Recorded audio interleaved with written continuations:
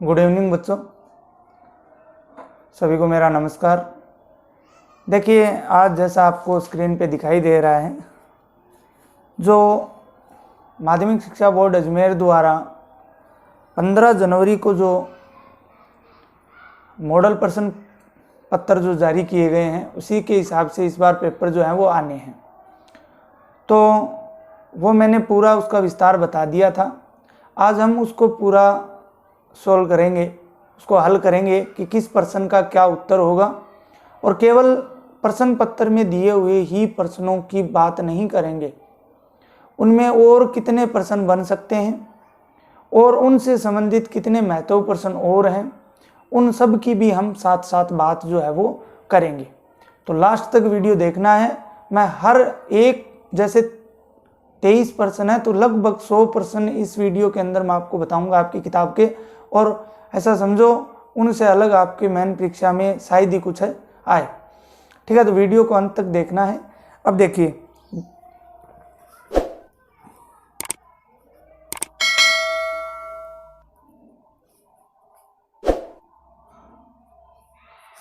ठीक है, शुरुआत करते हैं। सबसे पहले शुरुआत करते हैं, ये जो आपको इधर वाली साइड दिख रहा है ये मैंने पूरा बता दिया है। ठीक है, इस बार आपके 5 खंड आने वाले हैं। इसका पूरा विस्तार जो है आप कहाँ देख सकते हो, पीछे वाली वीडियो के अंदर देख सकते हो। इसमें मैंने 2 वीडियो डाले हुए हैं, दोनों के अंदर बताया हुआ है। ठीक है, ये आपके प्रश्न पत्र जो है वो दे रखा है। अब देखिए, हम शुरुआत करते हैं प्रश्न नंबर 1 से। हम लोग जो है वो शुरुआत करते हैं। प्रश्न नंबर 1 के अंदर यहाँ पे आइए। सबसे पहले प्रश्न नंबर 1 के अंदर देखिए 1 से 10 तक आपके आएंगे ए व सैदा वाले क्वेश्चन, ऑब्जेक्टिव टाइप्स प्रश्न आने वाले हैं। ऑब्जेक्टिव टाइप क्वेश्चन जो है वो आपके रहेंगे पहले प्रश्न में 1 से 10 तक। तो देखिए, पहला प्रश्न देखिए, इसमें यहाँ पे आप ध्यान से देखिए। पहला जो प्रश्न दिया हुआ है, दिए गए प्रश्नों का उत्तर का सही विकल्प चयन कर उत्तर पुस्तिका में लिखिए। बहु वैकल्पिक प्रश्न 1 नंबर प्रश्न आपका ये है। इसमें देखिए पहला ही दे रखा है, आपके सभी को दिखाई दे रहा होगा। इसमें पहला ही जो है आपके दे रखा है। मैं थोड़ा सा इसको जूम कर देता हूँ। ठीक है, ये देखिए, निम्न में से किस पादप में पत्तियों द्वारा कायिक प्रवर्धन होता है। निम्न में से पादप में पत्तियों द्वारा कायिक प्रवर्धन किसमें होता है। तो देखिए, ध्यान से याद करो, आपका जो पहला चैप्टर था लेसन नंबर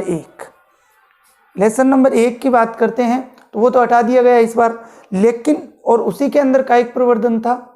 लेकिन फिर ये प्रश्न कहाँ से आया, तो ध्यान रखना, लेसन नंबर 2 आपके नहीं हटा है, और उसका लास्ट टॉपिक जो है वो क्या है, कायिक प्रवर्धन है। तो वहाँ से प्रश्न आ सकता है। तो सबसे पहले 1 नंबर ऑप्शन की बात करते हैं, जिसपे दिया हुआ है एस्पेरेक्स। एस्पेरेक्स की अगर बात करते हैं तो इसमें अगर हम लोग बात करते हैं तो देखिए, इसके साथ और भी उदाहरण आप लोगों ने पढ़े होंगे, जैसे शकरकंद है, इसके अलावा डहलिया है। तो इनमें जो है वो जड़ द्वारा होता है। किसके द्वारा होता है, जड़ द्वारा। तो प्रश्न ये भी पूछ सकता है, निम्न में से जड़ द्वारा। तो अगर जड़ द्वारा होता तो ये सही होता, लेकिन प्रश्न में हमें क्या दिया हुआ है, पत्ती द्वारा। दूसरे पे चलते हैं, पत्थर चट्टा। तो हमारा सही ऑप्शन ये होगा, पत्थर चट्टा, क्योंकि पत्थर चट्टा और बिगोनिया, एक और मैंने क्या बताया था आपको, बिगोनिया, एक और मैंने आपको बताया था बिगोनिया। ध्यान से सुनो, यहीं से प्रश्न आएंगे आपके। मैं आपको इस पूरे वीडियो के अंदर, लंबा वीडियो बनेगा, पूरे वीडियो के अंदर हर एक प्रश्न के साथ 4-5 प्रश्न और बताऊंगा, तो वो यही प्रश्न आपके रिपीट होंगे।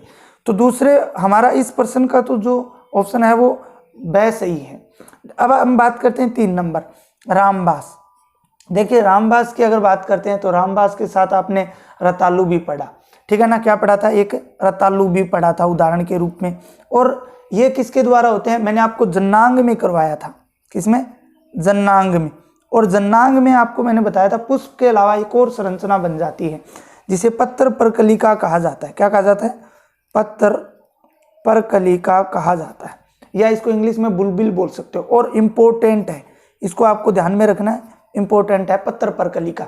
इसके द्वारा पूछ सकता है, निम्न में से पत्र परकलिका द्वारा जनन किस में होता है। तो आपको रामबास मिल सकता है, रतालू मिल सकता है। बाकी उदाहरण आपको नहीं मिलेंगे, जो आपकी किताब में दिए हुए हैं उन्हीं से संबंधित प्रश्न आपके जो है वो आएगा। इसके बाद में देखिए, आगे चलते हैं। अगला जो प्रश्न है आपके, इसी में चौथा ऑप्शन जो है पुदीना, ये भी इम्पोर्टेंट है। पुदीना की अगर बात करते हैं तो ये अंतःभूस्थारी द्वारा होता है। किसके द्वारा होता है? अंतःभूस्थारी। ठीक है, तो हमारा इस प्रश्न का उत्तर तो ब था, लेकिन हमने 4 और डिफरेंस क्वेश्चंस की इसके अंदर भी बात कर ली, जैसे जड़ द्वारा, जन्नांग द्वारा और पत्तियों द्वारा हो भी गया है, और अंतःभूस्थारी का।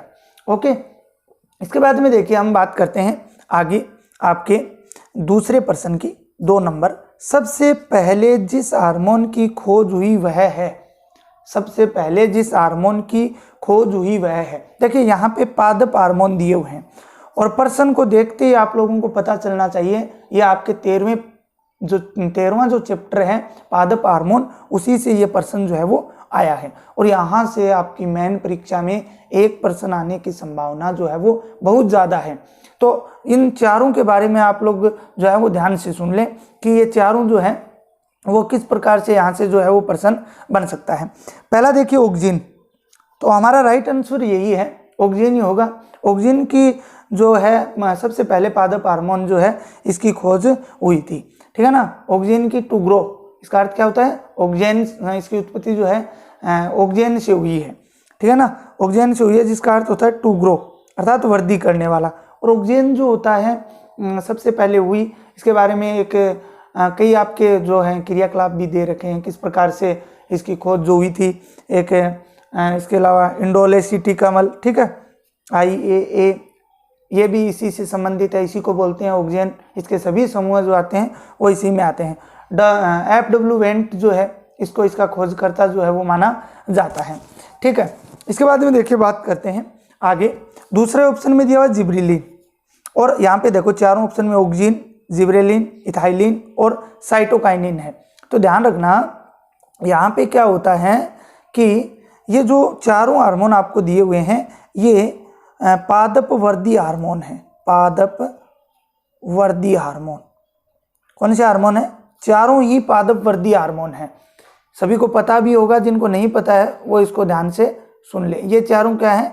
पादप वर्धी हार्मोन है। तो जिब्रेलिन भी पादप वर्धी हार्मोन है। इसकी खोज जो है वो एक धान पादप था, जापान में हुई है, वैसे याद रख लेना कहाँ हुई है? जापान में। ठीक है, और धान जो होता है उसमें एक रोग होता है, और वो रोग होता है एक कवक द्वारा, जिसका नाम होता है जिब्रेला फ्यूजिकोराई। क्या नाम था? जिब्रेला फ्यूजिकोराई। और उसी के नाम पे इसका नाम क्या दिया गया है? जिब्रेलिन नाम जो है वो दिया गया है। Okay, complete. इसके बाद में देखिए इथाइलिन। इथाइलिन की बात करते हैं तो ये भी एक पादप वर्धी हार्मोन है। इथाइलिन की अगर बात करें तो ये एक प्रकार का गैसीय हार्मोन है। कैसा हार्मोन है? गैसीय हार्मोन। कैसा हार्मोन है? गैसीय हार्मोन। तो इसको आपको गैसीय हार्मोन की प्रश्न पूछ सकता है, निम्न में से गैसीय हार्मोन कौन सा है? तो वो कौन सा होगा? आपका इथाइलिन होगा। आगे बात करते हैं साइटोकाइनिन। साइटोकाइनिन जो है इसकी खोज जो है वो इसके बारे में जो है लेथम ने बताया था। ये भी क्या होता है? एक पादप वर्धी हार्मोन होता है। अब यहाँ पे इधर आइए, आपको एक छोटी सी बात और बताता हूँ नोट में। और पिछली बार वैसे तो ये प्रश्न आ चुका है जो मैं अभी बताने वाला हूँ, वो अभी जब 19 मार्च को एग्जाम था, ठीक है, 2020 के अंदर, उस परीक्षा में आ चुका है कि उस हार्मोन का नाम बताइए जो पादपों में वृद्धि रोकने का कार्य करता है, या पादप वृद्धि निरोधक हार्मोन का। तो वो कौन सा होता है? एब्सिसिक अम्ल हार्मोन होता है। ठीक है, ये हार्मोन जो होता है ये एक ही है आपके जो वृद्धि निरोधक हार्मोन होता है। ओके, अगले प्रश्न पे आइए। 2 प्रश्न हमने कंप्लीट कर लिए। मैंने शुरुआत में भी कहा था मैं हर प्रश्न में आपको 5 से प्रश्न बताऊंगा, और वही आपके जो मेन परीक्षा होगी उसमें आप ऐसा समझिए इन्हीं प्रश्नों से संबंधित प्रश्न आपको मिलेंगे। अगला देखिए 3 नंबर है, वाहक डीएनए है। बात कर रहे हैं किसकी? वाहक डीएनए की, कि वाहक डीएनए कौन सा होता है। तो देखिए वाहक का मतलब होता है फैक्टर, किसी एक जगह से दूसरे स्थान पे ले जाने वाले, और वाहक डीएनए। तो वाहक डीएनए आपके किताब के अंदर 3 दिए हुए हैं। कितने दिए हुए हैं? वेक्टर डीएनए जो है वो आपके 3 दिए हुए हैं। कौन से हैं? मैं नाम लिख देता हूँ, जो ऑप्शन में होगा उसकी बात हम कर लेते हैं। एक तो होता है प्लाज्मिड, एक होता है कोस्मिड, और एक होता है प्यारे बच्चों बैक्टीरियोफेज। ठीक है, ये 3 है। तो ऑप्शन में देखिए कौन सा दिया हुआ है, प्लाज्मिड। 1 नंबर पर ही कौन सा दिया हुआ है, प्लाज्मिड दिया हुआ है। इसके अलावा दूसरा कोस्मिड, बैक्टीरियोफेज इनके अंदर नहीं दिया हुआ, तो ये नहीं होंगे। ओके, अब दिया हुआ है cDNA। दूसरे ऑप्शन में cDNA क्या होता है, तो ये भी इंपॉर्टेंट है, आप इसको इंपॉर्टेंट लगा लीजिए। cDNA जो है इसका राइट आंसर तो ये होगा, लेकिन हम cDNA की भी बात करेंगे, इससे संबंधित भी प्रश्न पूछ सकता है। तो देखिए cDNA क्या होगा, cDNA होता है पूरक डीएनए, कंप्लीमेंट्री डीएनए, ठीक है, पूरक डीएनए। इसकी परिभाषा क्या होगी, आरएनए के रज्जुक पर, आरएनए के रज्जुक पर, यहां लिख देता हूं, आरएनए के रज्जुक पर, आरएनए के रज्जुक पर जो एक एंजाइम होता है जिसका नाम होता है reverse transcriptase enzyme, reverse transcriptase enzyme द्वारा डीएनए की प्रति का निर्माण करना क्या कहलाता है, या डीएनए की प्रति ही क्या कहलाती है, cDNA कहलाती है। इसको हम विस्तार से समझेंगे, और मैंने वैसे पीछे वीडियो बनाई है, उनके अंदर आप इसको विस्तार से देख सकते हो। cDNA लाइब्रेरी भी होता है, उससे संबंधित भी प्रश्न आ सकता है। इसके बाद में आगे चलते हैं, संश्लेषित डीएनए। तो डीएनए के निर्माण होना उपयुक्त सभी, तो ये तो गलत हो ही गया, बाकी इसमें बी सही है। इसके बाद में आ जाइए अगले प्रश्न पर, औषधीय पादप है। तो 17 नंबर जो चैप्टर है उसमें औषधीय पादप दे रखे हैं, वो तो हट गए है शायद, ठीक है। और आपको मेरा पूरा सिलेबस भी डाला हुआ है, कितना हटा हुआ है, कितना आपके रहा है, वो सब बातें मेरी डाली हुई है, तो आप पीछे की वीडियो में देख सकते हो।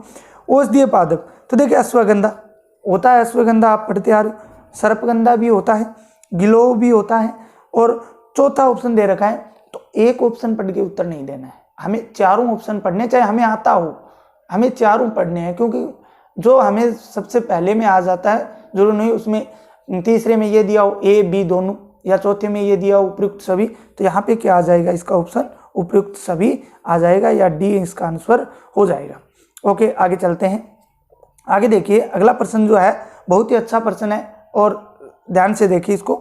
कुफूर कोशिकाएं मिलती हैं। अब कुफूर कोशिकाएं मिलती हैं, तो ये तो याद नहीं आ रहा, कुफूर कोशिकाएं भाई किस में मिलती हैं। तो देखिए आपको चारों ऑप्शन देखने, चारों में अगर आपको याद होगा सभी बातें, तो आप लोग इसका उत्तर आसानी से दे सकते हो। देखो कैसे, अग्नाशय। अब अग्नाशय जो होता है ये एक पाचक ग्रंथि होती है, पैंक्रेयाज ग्लैंड जो पढ़ी है पाचक ग्रंथि होती है। इसमें क्या पढ़ते हैं हम लोग क्या पढ़ते हैं इसके अंदर पढ़ते हैं, इसमें 3 कोशिकाएं होती हैं। कितनी? 3। एक तो अल्फा सेल्स, एक होती है बीटा सेल्स, ठीक है, और एक होती है डेल्टा सेल्स, यही तो पढ़ते हैं। और अल्फा सेल्स द्वारा ग्लूकेगोन हार्मोन स्रावित होता है। इसके अलावा अगर बात करें बीटा सेल से, तो आपका इंसुलिन कौन सा होता है, इंसुलिन। डेल्टा सेल से तीसरा होता है सोमेटोस्टेनिन, ठीक है। तो यहाँ पे अग्नाशय तो होगा ही नहीं, अग्नाशय में किसी प्रकार की कुफूर कोशिकाएं नहीं होती, उसमें ये 3 प्रकार की कोशिकाएं होती हैं जो हम अग्नाशय में पढ़ते हैं। ओके, तो ये ऑप्शन हमारा नहीं होगा। इसके बाद छोटी आंत में, छोटी आंत में अगर हम बात करें कि भाई छोटी आंत में हो सकता है क्या, तो छोटी आंत में भी 3 कोशिकाएं होती हैं। एक तो होती है गोबलेट कोशिकाएं, छोटी आंत में बात करें तो गोबलेट सेल्स, कलश कोशिकाएं कौन सी होती हैं, कलश कोशिकाएं। एक होती है एंट्रोसाइट सेल्स अर्थात आंतरीय कोशिकाएं, कौन सी, आंतरीय सेल्स।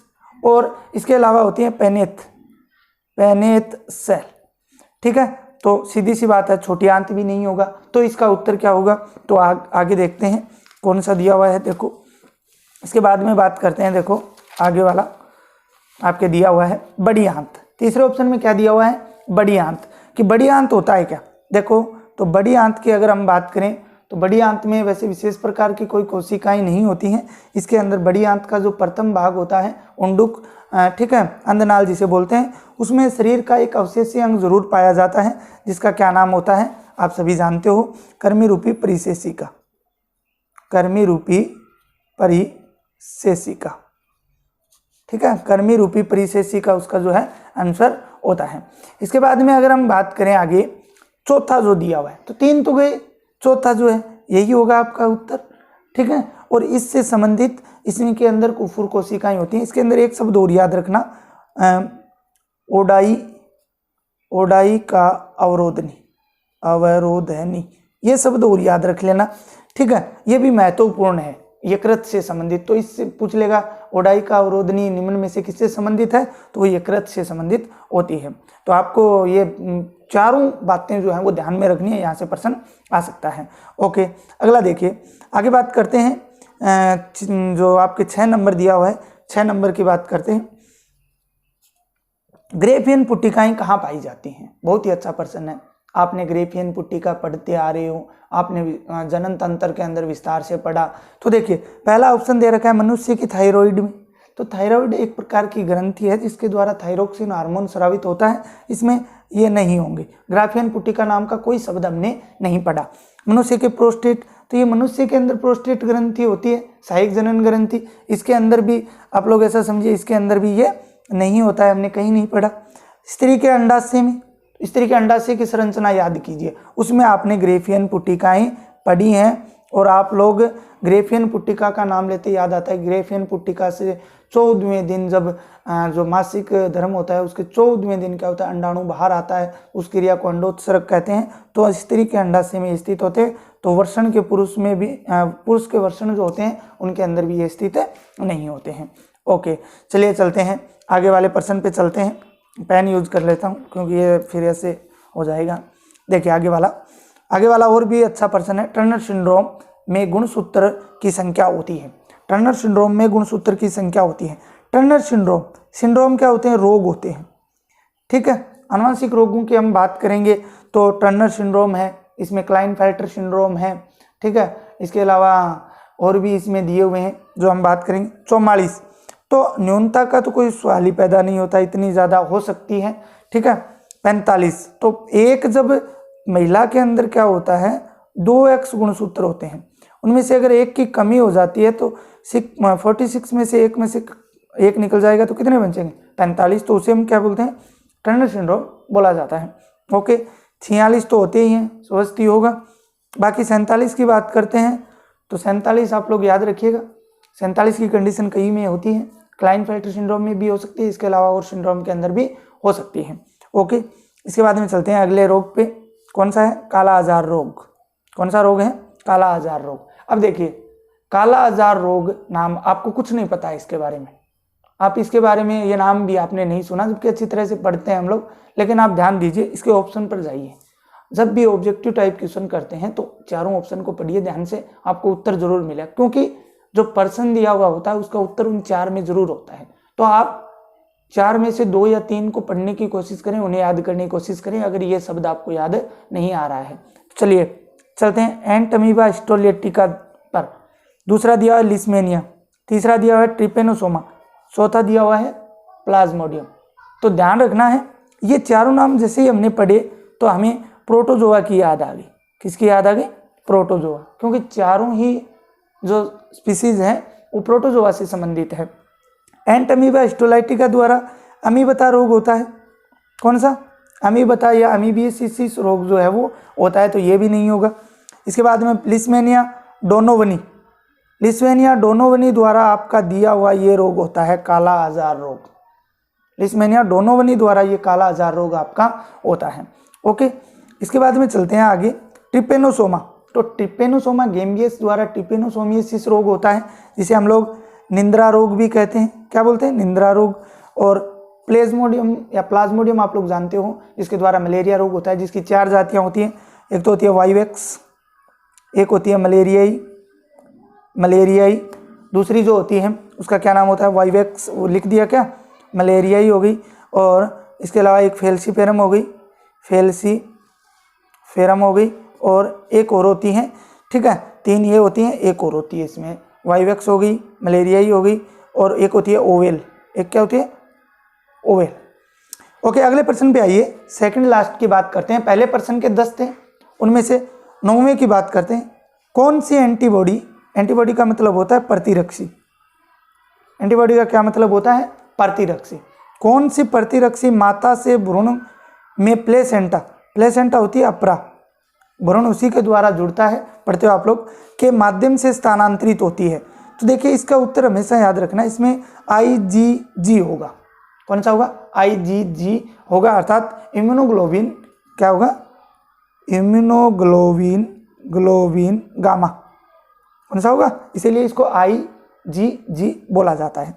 दूसरा ये IgA, ये देखिए माता का जो जब शिशु को जन्म देती है माता, उस समय क्या प्रथम बार जो स्तनों से दूध आता है उसे हम खीस बोलते हैं या क्लोस्ट्रम बोलते हैं, उसमें यह IgA होती है। IgA क्या होती है, IgE होती है, ये एलर्जी या प्रत्युर्जता की क्रिया में काम आती है। और एक IgM होता है, विशेष कार्य नहीं होता इसका, लेकिन इस IgG की बात करें तो उत्पादन जो है इसके बाद होता है, ये पंचलवक होती है। तो ये आपके 9वां प्रश्न था। इसके बाद में अगले प्रश्न की बात करते हैं, 10वें प्रश्न की। बहुत अच्छा प्रश्न दे रखा है और इससे अपोजिट एक प्रश्न और बनता है, वो भी मैं आपको बताऊंगा। अंड जनन में एक प्राथमिक अंड कोशिका से कितने अंडाणु बनते हैं। देखिए हमने गेमेटोजेनेसिस पढ़ा था, गेमेटोजेनेसिस में हमने 2 क्रियाएं पढ़ी। एक तो पढ़ी थी स्पर्मेटोजेनेसिस, ठीक है, शुक्राणु जनन पढ़ा था, जिसके अंदर एक क्रिया के अंदर 4 शुक्राणु बनते हैं, ठीक है, शुक्र जनन की क्रिया द्वारा 4 बनते हैं। लेकिन एक पढ़ी थी हमने ऊजेनेसिस, क्या पढ़ी थी, ऊजेनेसिस, तो उसके अंदर केवल एक अंडाणु बनता है। तो इसमें ए ऑप्शन जो है वो आपका राइट होगा। कौन सा ऑप्शन राइट होगा, ए ऑप्शन जो है वो राइट होगा। तो इस प्रकार से हमने पहले प्रश्न के 10 कंप्लीट कर लिए। किसके कर लिए, पहले प्रश्न के जो 10 बातें थी वो हमने अच्छी तरह से क्या कर ली, कंप्लीट जो है वो कर ली है। इसके बाद में हम बात करते हैं दूसरे पॉइंट की बात करते हैं। देखिए दूसरे पे आ जाइए, ये देखिए आपके 2 नंबर अगर हम बात करें तो प्रश्न संख्या 2 से 8 तक प्रश्नों के उत्तर एक पंक्ति में दीजिए, ठीक है। दूसरा प्रश्न क्या है, प्रश्न संख्या 2 से 8 तक प्रश्नों के उत्तर एक पंक्ति में दीजिए। दूसरा प्रश्न 2 से लेकर 8 तक है आपके, सिर्फ एक पंक्ति में इनका उत्तर देना है। पहला दिया है पादपों में बिंदु स्राव, तो सबसे पहले बिंदु स्राव की परिभाषा आनी चाहिए कि 2 मुख्य कारण लिखिए।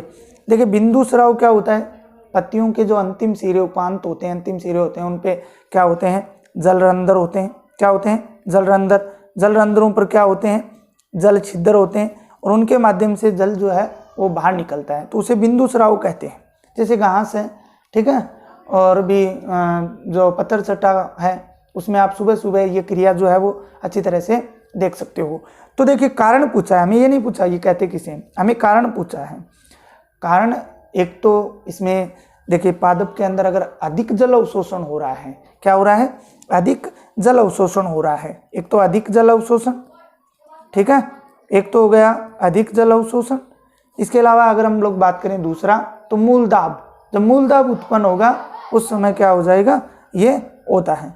मूल दाब जब हो जाएगा तो क्या होगा, ये हो जाता है। अगला प्रश्न तीसरा देखें, मूत्र में पित्त वर्णकों का अत्यधिक मात्रा में पाया जाना मानव के किस रोग का लक्षण है।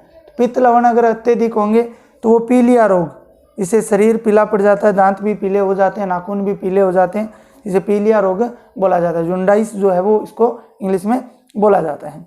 चौथे प्रश्न की अगर बात करें तो यदि मेंढक के टेडपोल में की थायराइड ग्रंथि क्षतिग्रस्त कर दी जाए तो इसके जीवन चक्र की कौन सी क्रिया प्रभावित होगी। इसके जीवन चक्र की कौन सी क्रिया जो है वो प्रभावित होगी। देखिए इसमें बात करते हैं तो ये आपके जो ग्रंथियां दी हुई हैं, थायराइड ग्रंथि दी हुई है, 29वां चैप्टर हो सकता है शायद, और थायराइड ग्रंथियां उसी में, उसमें आपके ये दिया हुआ है। तो इसमें क्या होगा, जो मेंढक का टेडपोल की अगर थायराइड ग्रंथि क्षतिग्रस्त हो जाती है तो वो वयस्क अवस्था में क्या नहीं हो पाएगा, कायांतरण नहीं हो पाएगा। किसमें, वयस्क अवस्था में कायांतरण उसका जो है वो नहीं हो पाएगा। इसके अलावा बात करें पादपों में दीव निषेचन की खोज, तो देखिए नवास्चिन ने की थी।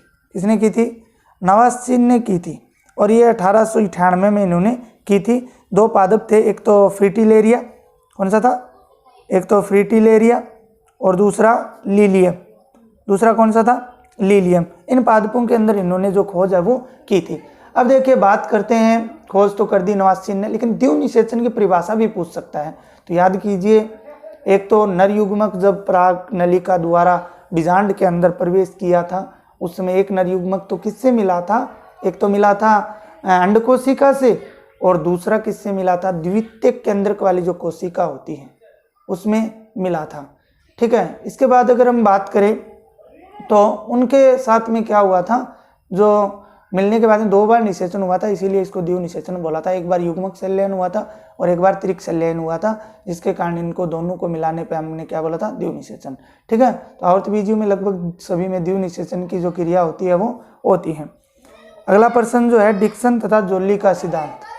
किसका? डिक्सन तथा जोली का सिद्धांत। डिक्सन तथा जोली के सिद्धांत में अगर बात करते हैं, इसके नाम लिखे तो इसके और भी नाम हैं, जैसे सहसंजन का सिद्धांत बोल सकते हो। क्या बोल सकते हो? सहसंजन का सिद्धांत। इसके अलावा वाष्पोत्सर्जन आकर्षण का सिद्धांत बोल सकते हो, या वाष्पोत्सर्जन खिंचाव या तनाव का सिद्धांत इसको बोल सकते हो। वाष्पोत्सर्जन आकर्षण या तनाव का सिद्धांत भी इसको क्या है, बोल सकते हो। इसके बाद में बात करते हैं खनिज लवण अवशोषण से आप क्या समझते हैं। खनिज लवण और अवशोषण का मतलब होता है अवशोषित करना। तो आपका जो खनिज अवशोषण 8वां चैप्टर है उससे ये प्रश्न है, खनिजों का मृदा द्वारा पादप में आना या पादपों द्वारा अवशोषित, पादपों की जड़ों द्वारा अवशोषित कर लेना, ये क्या कहलाता है? खनिज लवण अवशोषण जो है वो कहलाता है। इसके बाद में चलते हैं आगे वाले। सर्वप्रथम किस एंजाइम की खोज हुई थी? तो जाइमेज एंजाइम की। कौन से एंजाइम की हुई थी? जाइमेज एंजाइम की खोज जो है वो हुई थी। इसके अलावा एंजाइमों के बारे में बहुत कुछ आपसे पूछ सकता है। मैपो एंजाइम क्या होता है, ओलो एंजाइम क्या होता है, प्रोस्थेटिक समूह से आप क्या समझते हो। बहुत सारे प्रश्न हैं एंजाइमों में, तो वो भी आपको याद करने हैं। इसके बाद में बात करते हैं 9वें प्रश्न की। 3 प्रश्न आपके खाली स्थान वाले आएंगे। क्या आएंगे? खाली स्थान वाले आएंगे, अर्थात रिक्त स्थान बोल सकते हो या खाली स्थान वाले 3 प्रश्न आएंगे।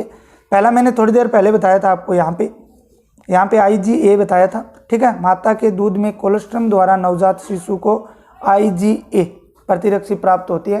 ये क्या काम करती है?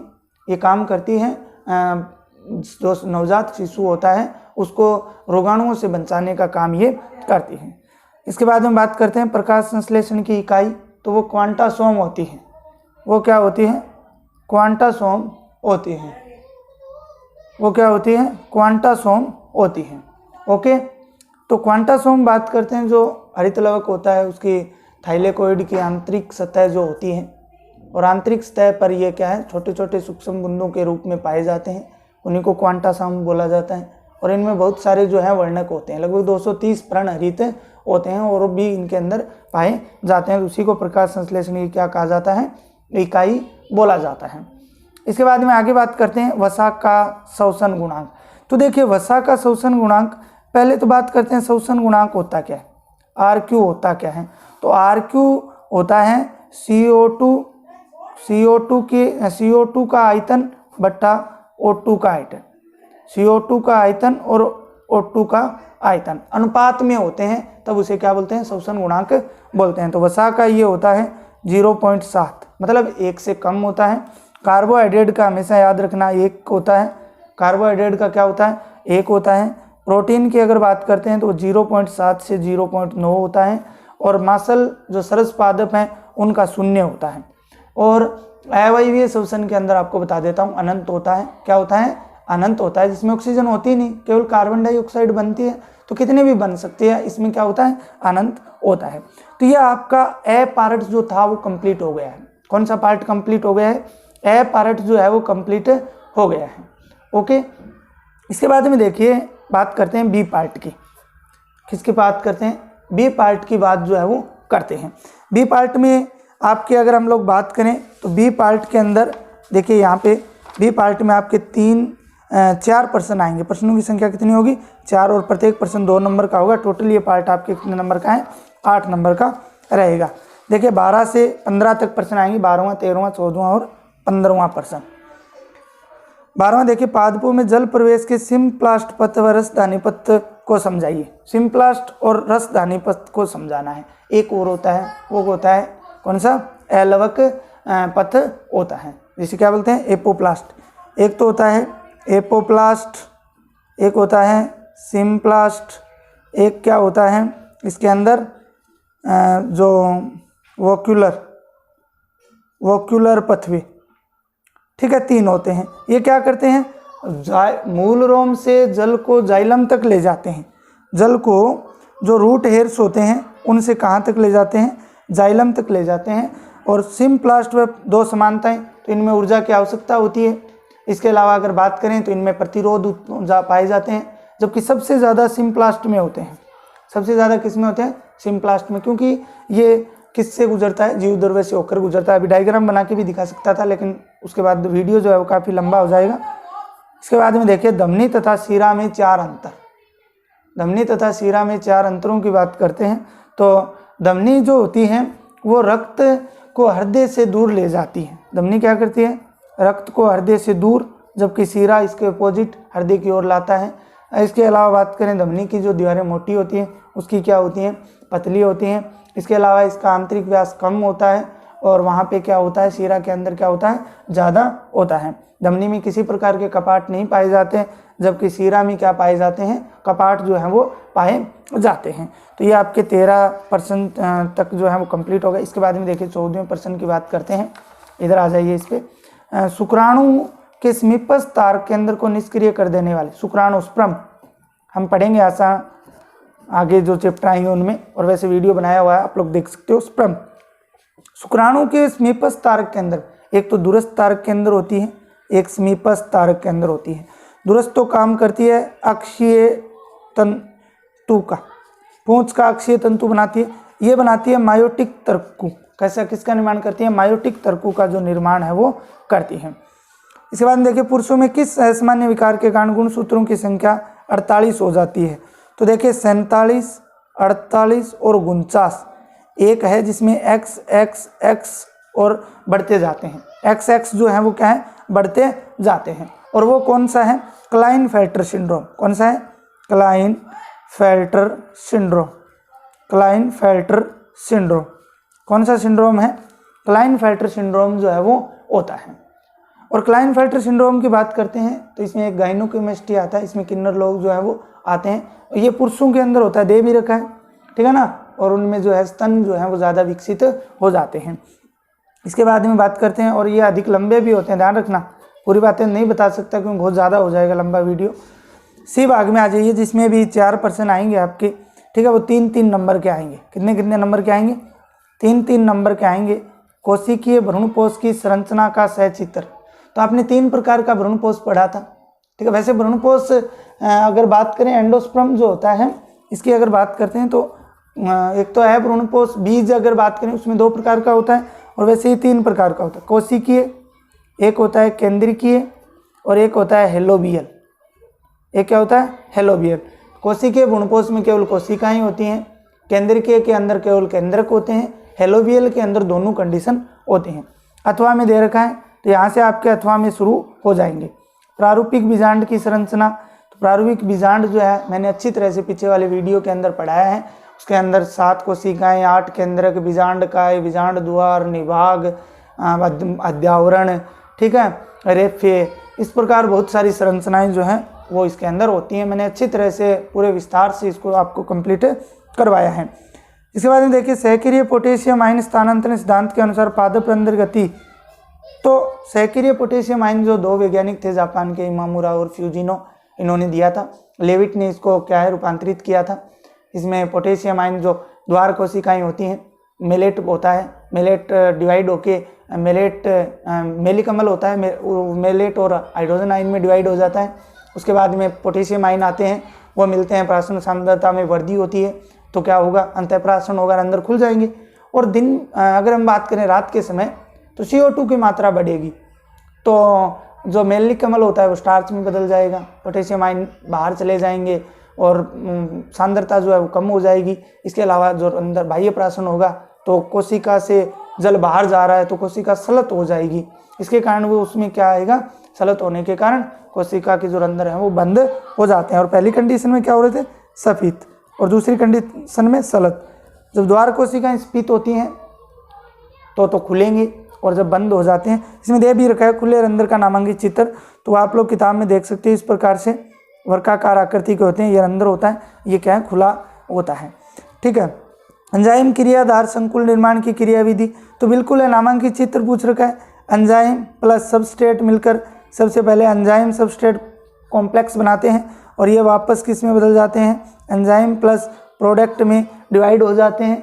आप ताला कुंजी सिद्धांत दे सकते हो, कौन सा? एमिल फिशर द्वारा दिया गया ताला कुंजी सिद्धांत 1894 में, किताब में गलत इसकी डेट दी हुई है, वो भी आप लोग थोड़ा सा इसको देख लेना। 1894 में दिया गया है, इसकी डेट को सही कर लेना, ठीक है। और इसकी अगर बात करें, एक दूसरा दिया हुआ है प्रेरित आसंजन का सिद्धांत दिया हुआ है, ठीक है। प्रेरित आसंजन सिद्धांत कोस्टलैंड ने दिया था 1966 के अंदर, वो भी आप लोग इसमें देख सकते हो। क्लोनिंग वाहक मैंने शुरुआत में 3 बताए थे, एक तो प्लाज्मिड बताया था, एक आपको कोस्मिड बताया था, एक आपको बैक्टीरियोफेज बताया था, जो जीन को क्या करते हैं दूसरी कोशिका में स्थानांतरित करने का कार्य करते हैं। इसके बाद में जीन स्थानांतरण की माइक्रो इंजेक्शन विधि, इंजेक्शन माइक्रो 0.2 से 0.5 mm जो होता है उसको, उसके माध्यम से किसको ट्रांसफर करना, डीएनए को प्रपोषी कोशिका में ट्रांसफर करना। वर्काणु की संरचना, जो नेफ्रॉन होते हैं उनकी संरचना पूछी हुई है। वातस्फीति रोग जो है ये धूम्रपान से होता है, किससे होता है, धूम्रपान से होता है, ठीक है। और धूम्रपान से होने के कारण अगर आपको बता देता हूँ, इसमें जो कुपिकाएँ होती हैं उनमें सूजन आ जाता है, जिससे सांस लेने में कठिनाई होती है। उपचार यही है इसका, एंटीबायोटिक लेनी पड़ती है और धूम्रपान से हमें दूर रहना चाहिए। अगला देखिए डी भाग। डी भाग की बात करते हैं तो डी भाग के अंदर मानव नर जनन तंत्र का नामांकित चित्र आप लोग बना सकते हो। वर्षण की भी संरचना जो उसका टीएस होता है उसकी संरचना, तथा सर्टोली कोशिकाएं जो होती हैं इनका भी कार्य लिखना होता है। स्ट्रोली कोशिका का जो है इनविहीन प्रोटीन नामक जो हार्मोन होता है वो इन्हीं के द्वारा स्रावित होता है, स्ट्रोली कोशिका के द्वारा। पीयूष ग्रंथि जो होती है आपके दे रखी है, पीयूष ग्रंथि का न्यूरो हाइपोसिस द्वारा 2 हार्मोन होते हैं, एक तो एडीएच और एक आपका ऑक्सीटोसिन, एक तो एडीएच और एक ऑक्सीटोसिन। मादा जब प्रसव की क्रिया करती है तो जो पीड़ा उत्पन्न होती है वो ऑक्सीटोसिन हार्मोन के कारण ही होती है। युग्मक जनन की 3 प्रावस्थाएं, तो प्यारे बच्चों युग्मक जनन की 3 प्रावस्थाएं होती हैं। एक तो मल्टीप्लेक्सन होती है गुणन प्रावस्था, एक होती है वर्धी प्रावस्था और एक होती है आपके परिपक्व प्रावस्था। मल्टीप्लेक्सन फेज, ग्रोथ फेज और मैच्योरेशन फेज होती हैं। आवर्तव चक्र, इसमें मेंस्ट्रुअल साइकिल के बारे में पूछा है, आवर्तव चक्र या मासिक धर्म के बारे में। इसकी 4 प्रावस्थाएं होती हैं, एक तो जो रक्तस्राव प्रावस्था, दूसरी पुटिकीय प्रावस्था, तीसरी अंडोत्सर्ग प्रावस्था, चौथी जो होती है पित्तपिंड प्रावस्था होती है। और 1/28 डेज के अंदर ये कंप्लीट होता है और निरंतर चलने वाला चक्र होता है।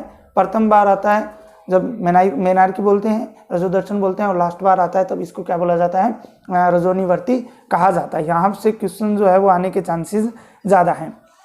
इसके बाद में 22वां और 23वां प्रश्न आपके ई भाग में आएंगे। कौन से भाग में आएंगे, ई भाग में। लिंग सहलगन वंशागति, तो लिंग सहलगन वंशागति किसे कहते हैं, जो लिंग गुणसूत्र होते हैं उन पे जीन होती हैं और वो जब एक पीढ़ी से दूसरी पीढ़ी में जाती हैं तो उसे लिंग वंशागति कहा जाता है और उनको लिंग वंशागत लक्षण कहा जाता है, लिंग सहलगन लक्षण उनको कहा जाता है। वर्णाद्धता, कलर ब्लाइंडनेस, हरे और लाल रंग का अंतर नहीं कर पाता है रोगी, आनुवांशिक रोग है। हीमोफीलिया भी एक आनुवांशिक रोग है जो महारानी विक्टोरिया इसकी वाहक थी। महिलाएं सिर्फ इसकी वाहक होती हैं, पुरुषों में ये होता है रक्त का थक्का नहीं जमता है, रक्त सारा क्या होता है बाहर निकल जाता है। इसके बाद में मेंडल ने अपने प्रयोगों में मटर के किन आनुवांशिक लक्षणों की वंशागति का अध्ययन किया, किन आनुवांशिक लक्षणों की वंशागति का अध्ययन किया, तो मेंडल ने 7 प्रकार के जो लक्षण थे वो लिए थे, ठीक है, जिनको आप अच्छी तरह से जानते हो। अथवा में दिया मेंडल के विभिन्न नियमों का नियम बताए। 3 नियम थे उसके, कौन कौन से थे 3 नियम, प्रभाविता का नियम था, स्वतंत्रत्वपूर्ण का नियम था और एक कौन सा था, स्वतंत्रत्वपूर्ण, प्रभाविता का नियम और एक युग्मक सूत्रता का नियम या पृथक्करण का नियम, वो भी आप अच्छी तरह से एक्सप्लेन कर सकते हो। प्रतिरक्षा तंत्र की परिभाषा, जो हमारे शरीर को विभिन्न रोगों से बचाता है, प्रतिरक्षा तंत्र होता है। इसके विभिन्न प्रकार उपार्जित और जन्मजात जो होते हैं उनकी बात की है। असंक्रामक रोग कौन कौन से होते हैं, तो 9 दिए हुए हैं आपके, जैसे बेंगापन है, कैंसर है, वातस्फीति है, ठीक है। इसके अलावा और बहुत सारे हैं जो क्या है आपके असंक्रामक रोग दिए। कोई 2 का विस्तार से वर्णन करना है, इसमें आप ध्यान रखना आपके कैंसर इंपॉर्टेंट है। कौन सा इंपॉर्टेंट है, कैंसर जो है वो ज़्यादा इंपॉर्टेंट रहेगा। इसके बाद में अथवा में दिया है संक्रामक रोग क्या है, तो प्यारे बच्चों संक्रामक रोग जो एक रोगी व्यक्ति से स्वस्थ व्यक्ति के अंदर फैलते हैं। संक्रामक रोग आपके बहुत सारे दिए हुए, कोई से भी कर सकते हो कि नहीं। 2 संक्रामक रोगों का उदाहरण सहित वर्णन बहुत सारे दिए, प्रोटोजोआ जनित दे रखे, जीवाणु जनित दे रखे, विषाणु जनित दे रखे आपके, ठीक है। उनमें से किसी 2 का आपको वर्णन करना होता है। तो प्यारे बच्चों इस प्रकार से आपका जो ये मॉडल पेपर था वो कंप्लीट होता है। तो मैंने बहुत सारे प्रश्न आपको साथ में बताए हैं और आपको बता देता हूँ 56 नंबर के आपके एग्ज़ाम में लगभग इन्हीं प्रश्नों से संबंधित प्रश्न आपके जो हैं वो आने वाले हैं। मैंने ये विस्तार से इसलिए बताया है क्योंकि यहीं से प्रश्न आपके इन्हीं से रिलेटेड, ये माध्यमिक शिक्षा बोर्ड जो BSER है, ठीक है, BSER अजमेर जो है उसी के द्वारा ये जारी किया गया है। जो मैंने अभी ये आपको बताया है, ये 15 जनवरी को जारी किया गया था और वहाँ से आया हुआ है। तो इसी प्रकार आपके इसी टाइप पर क्या है आपका मेन एग्जाम का जो है वो आने वाला है। तो अगर आप